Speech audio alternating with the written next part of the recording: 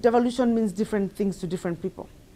And the media will play a very critical role in bringing us to the same level where we understand what it is that is expected of devolution, what is it that is expected of the national government, what is expected of the county governments, and that education is very easily found.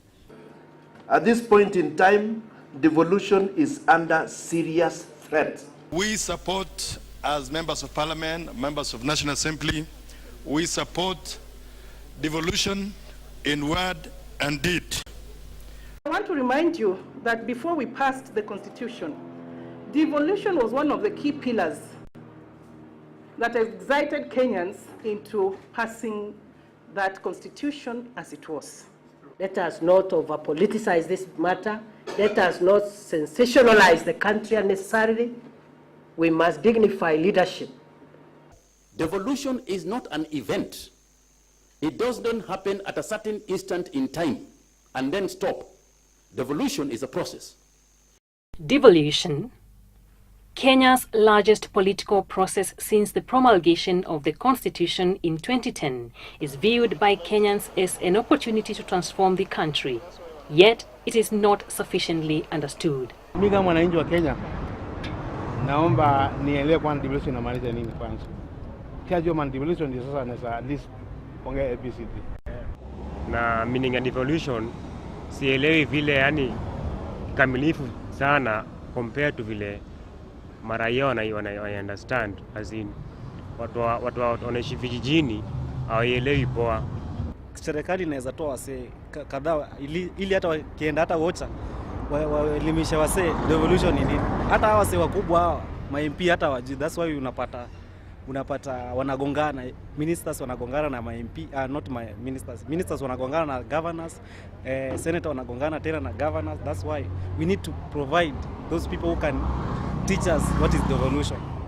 That inaweza kuwa kupitia kitu ya kwanza ni radio, ile channel za mother tongues, then from there kuna ingine kama baraza ya chifu and wherever, and pia kwa shule pia wanafunzi wafunze, ndio wafunze wazazi and everyone, kila mtu akuje apate kujua vile devolution inaweza fanyika kwa county yake na even in the whole of Kenya.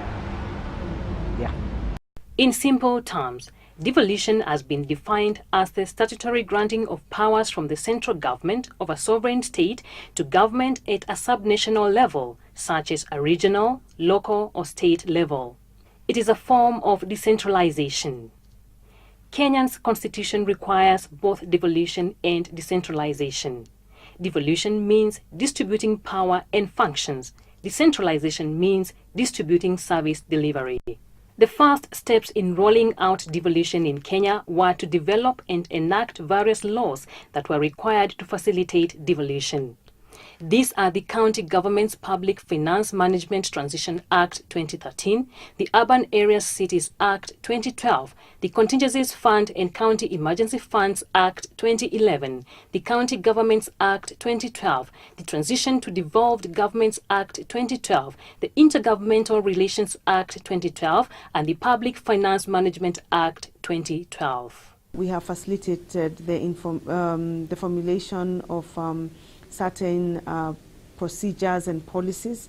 We have also put into effect various requirements of the law in ensuring that we are putting structures within government and with regard to the intergovernmental relations to ensure that devolution is actually facilitated. We, for example, convened the first summit meeting. According to the Constitution, the summit is the forum where you get all the governors to meet with His Excellency the President, which then brings the two levels of government together, and it's expected to happen twice a year. That has already happened. There have been various, many other consultative meetings and mechanisms that have been put in place, both in terms of formal committees and very many informal committees to ensure that we're resolving the issues that are coming with regard to devolution. However, Despite having laid structures to ensure an eventual full actualization of devolution, there have been wrangles between different levels of government. The current debate on the extent of devolution in Kenya between county governors and national government, between Senate and National Assembly, and between the CORD and Jubilee coalitions is mainly a manifestation of competing views of the proper balance between these competing values. Devolution and decentralization can only be efficient if there is a balance between two competing goods, efficiency in service delivery and grassroots participation, but this seems to have been hijacked by partisan politics. If functioning in terms of administration and delivery of services are going to be done at national and county level, now how do you deal with the district development committee? Is it possible that they are going to have a parallel management structure away from the development objectives that the county has? The County Government Act and the Constitution requires that counties have development plans. Now, once we've developed development plans from the local level to the county, how do you account for the other ones which are being administered using district development committee? If you saw the debate between the governors and the members of National Assembly, it is simply that you still have the county government planning for roads, national government is planning for roads, and there's another entity called District Roads Committee that is formed by a member of parliament and where the levy fund is going to be allocated to them. Now, how would you be able to really plan about which road to put money and which one you don't? The governor is fighting with the county assembly. The governor is fighting with the senator. The members of parliament are fighting with the governor. So all this, it does not occur well, that there are too many wrangles. But we are hoping that this will die down, that really people will focus, that the employer is the ordinary Kenyan. According to the Ministry of Devolution and Planning, there is a committee that has already been formed to deal with these types of wrangles. We've worked to resolve all the challenges and all the stalemates that we've had, whether it's regarding transfer of functions or whether it's the issue of budget allocations. And I think so far, so good. It's been an interesting journey, but I can say that we have made commendable progress. Apart from these wrangles, there are bigger problems that may emerge in the process of implementing devolution. Devolution risks permitting greater levels of corruption and mismanagement of resources, where community is not able to effectively monitor and evaluate usage of funds. This is where media is most needed by community to play its role of watchdog. But what if media does not understand devolution? Mr. Speaker, sir, I rise here seeking directions from the chair on an article that appears on the front page of the People newspaper with a heading, MPs win control over the 21 billion shilling CDF over Senate. There's a further statement in that article which says the following, and I quote, now with the CDF tranche for 2013 and 2014 rolled out, the battle for its control may have slipped out of the hands of the Senate for now. And there are similar statements which appear through this article. I don't have a problem with the newspaper as such, but Mr. Speaker, sir, there is a false impression that is being created that this Senate, and not just senators, that this Senate has a battle over the control of the CDF fund, and that now that the MPs have won control over the fund, the Senate has lost the battle. Journalism is about finding facts, interpreting their importance, and then sharing that information with the audience. Handled carelessly, the facts journalists uncover, research, and present have the power to create unnecessary tensions and anxieties. The importance of nationhood of one state must be internalized by the media. Once they've understood why it is we have devolution, why we have one state, how these two complement each other, then it is my hope that they will communicate this as they best know how to, much better than I do, or you would, communicate this, especially the county media, to their county citizenry. And also, at the same time, promote nationhood, a spirit of nationhood, and not balkanize, especially not fan ethnic hegemons and ethnic jingoism that balkanizes this country. Because if we begin to balkanize this country, then the whole experiment fails. The journalists should be on the ground to look at how the budget is being spent. Also, they should look at services. Look at services, because it's well known what are devolved functions. And they should begin saying, have the services improved 6 months, 1 year? Has this thing brought any change? So we want the journalists to really make inquiries, not to sensationalize, but bring facts on the table. The worst thing for them is to make wild allegations and then nobody believes them, or accuse people falsely. We want them to have the facts and even give the governor or the county assembly a chance to reply. So when they are writing a story, they should have interviewed the person. Yes. Parliament, with advice from the Commission on Revenue Allocation, CRA, and National Treasury, decides the total amount for all counties through the Division of Revenue Act. Secondly, Parliament decides the share for each county based on an approved formula by Parliament through the County Allocation of Revenue Act.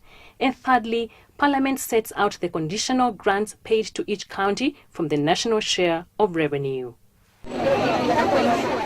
This, together with revenues raised locally and through other sources of revenue, will form the budget for the fiscal year. We have laws that govern public financial management, and counties are not exempt by that law.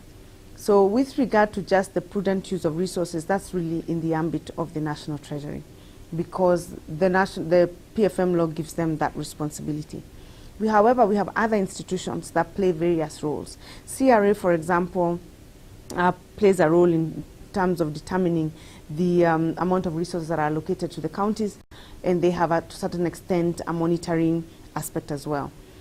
We also have the control of budget, who is responsible for reporting to the President, to the National Assembly, and to ensure that the county governments are actually submitting reports on a periodic basis.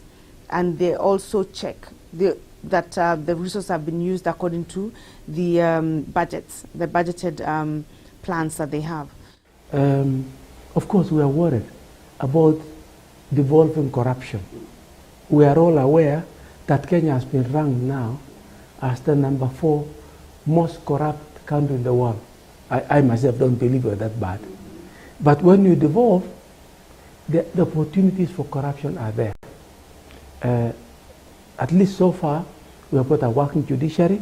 We hope the police system will work, and that those who really steal public money will be arrested and taken to court.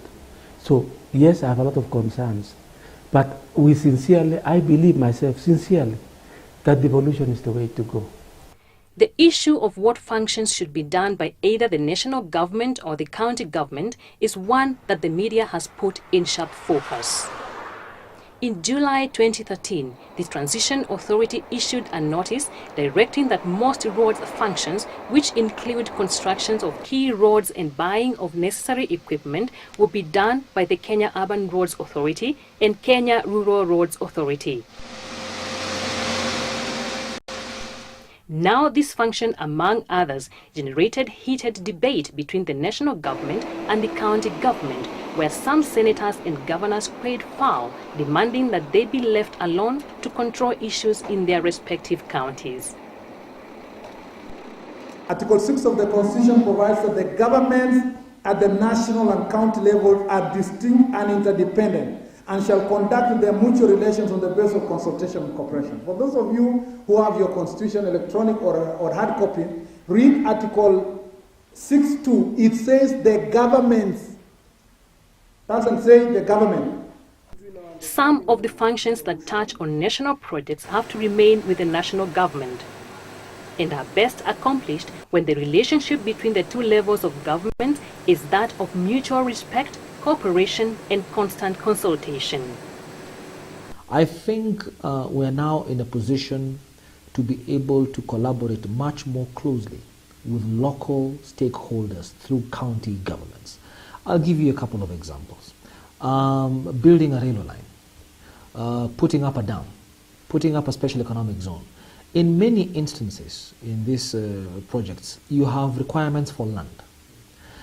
When it was previously national government from Nairobi, trying to secure via either compulsory acquisition or otherwise land in far-flung places, it is easier when it is your own governor, your own county assembly who turns to you and says, hey, we need this land for a major national project which will benefit us ultimately.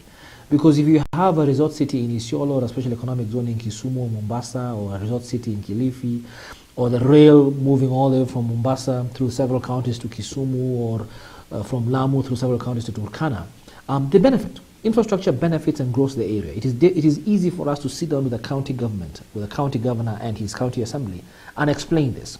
And then leave the onus on that particular county government to convince local people as to the suitability, the importance, and the benefits that will accrue to them from this project. So in many respects, devolution will help us implement Vision 2030. Devolution may undermine national unity and could inflate ethnic, religious, and cultural diversities. The Constitution of Kenya Review Commission report of 2002 stated that devolution has the potential to lead to even greater marginalization of minorities and create minorities within minorities. The question we need to ask ourselves, because devolution creates other minorities. Yeah, we're used to these minorities where we are talking about the Okiek, the Senkwer, the Bonis, the Boranas, the Rendiles. But now you find yourself, you are a Kikuyu, but you are a minority in Elgeyo Marakwet County. Yeah? So there's chances that if you apply a job, you may not be considered for a job. Yeah. And so, it is possible, let me tell you, it's possible that when you reach the interview, people say, this one, at the end of kwao, It's possible. Even if you've lived there, even if you were born and brought up in a particular area. And so one of the challenges we have to deal with is to ensure that there are no new marginalized groups. The Constitution is very clear that the government, whether in national or the county level, should reflect the face of the people of Kenya. And the people of Kenya, if you're the national government, holistically, and at the county level as well. So we expect then that there will be a policy that, the policy that we're working on improving will be very clear on the guidelines that it will set. And it will be, of course, consultative, and the policy is developed by the national government in consultation with the various institutions such as Parliament and the Senate. And we'll also, of course, ensure that we have sufficient input from the county governments as well.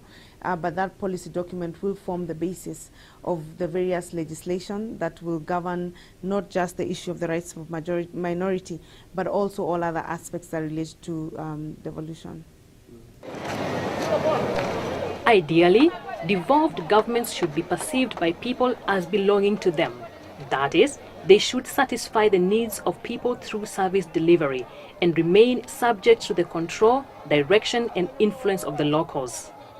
And it is here that the media is looked upon to sensitize the community and inform citizens that it is their right to be involved in development projects and in decision-making process within their respective counties.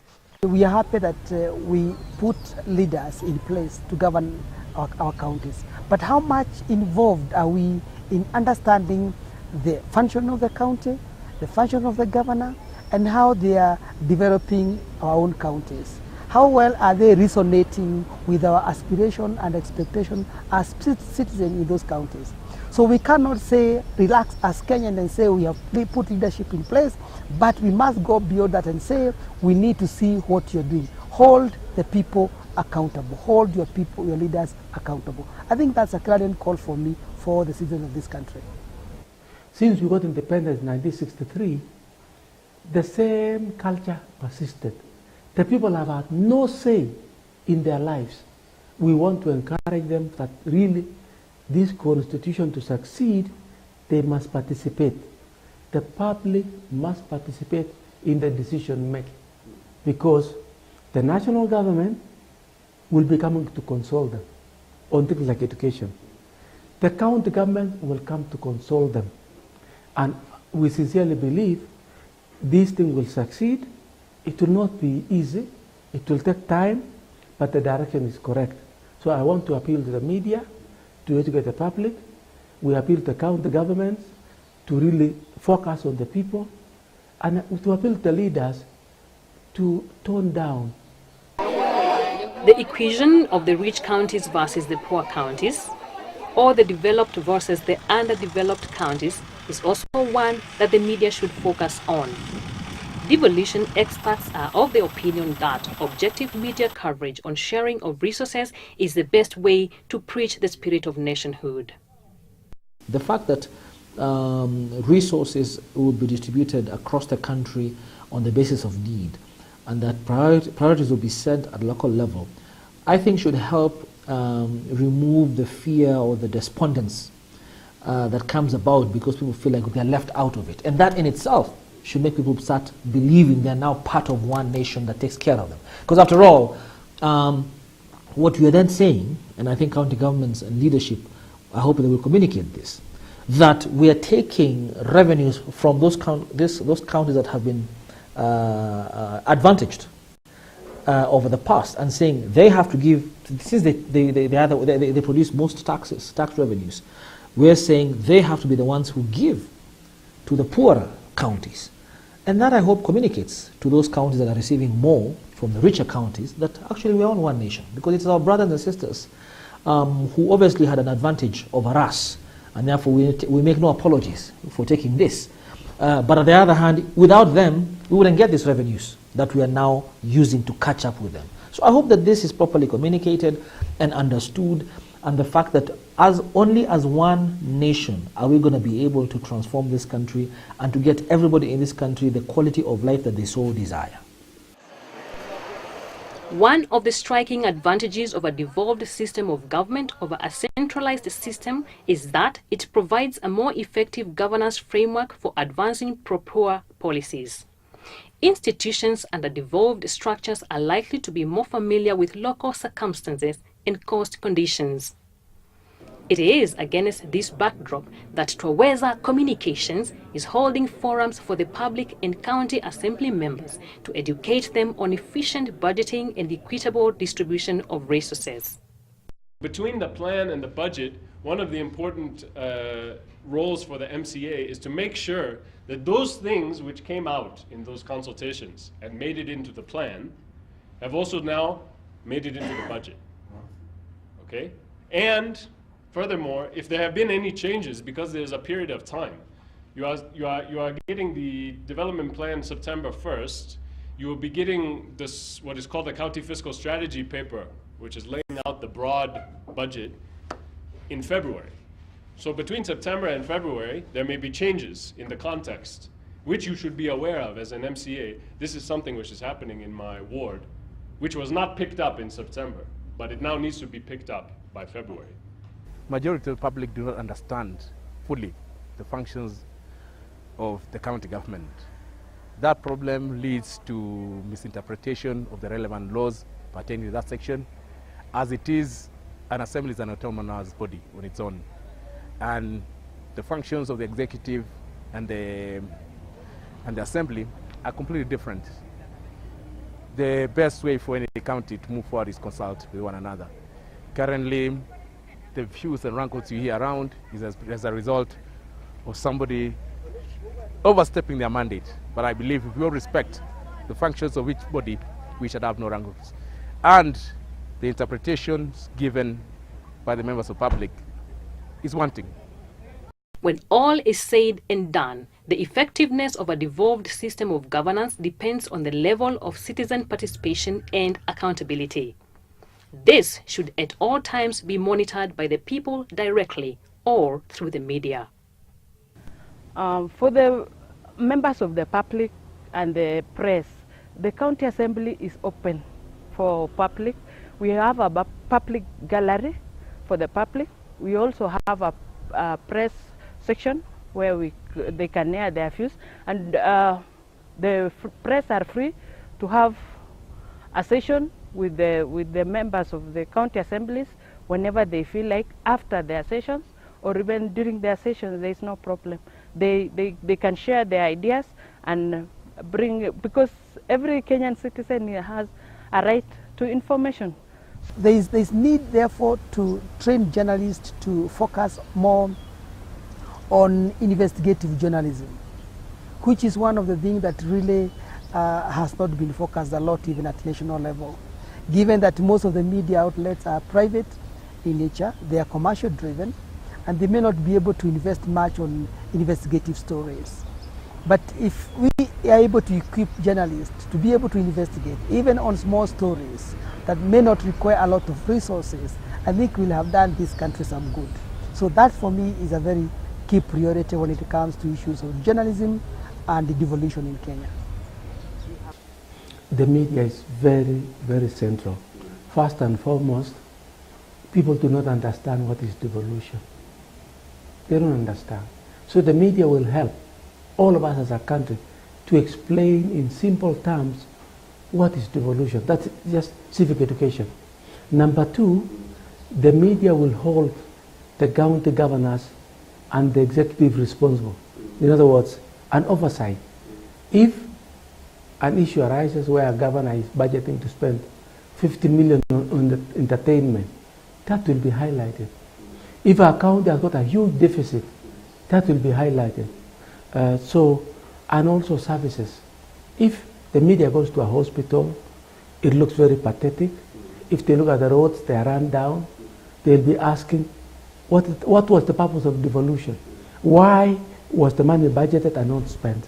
So the media is so important to us.